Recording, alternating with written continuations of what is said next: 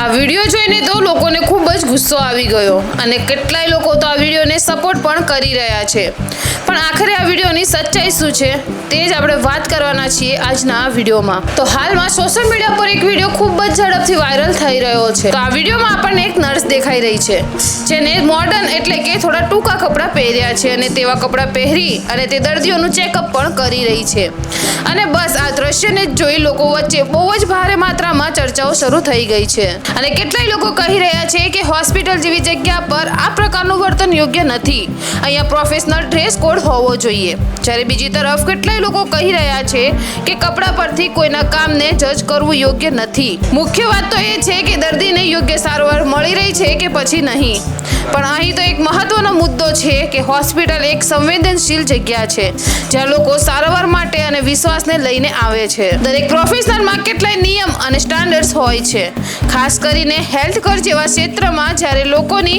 લાગણીઓ અને વિશ્વાસ જોડાયેલા હોય છે।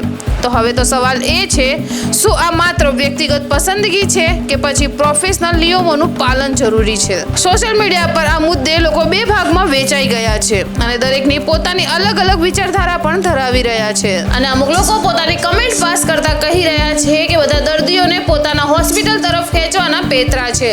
વેલ, તમને આ વિડીયોને જોઈ શું લાગ્યું તે કમેન્ટ બોક્સમાં બતાવવાનું ન ભૂલતા।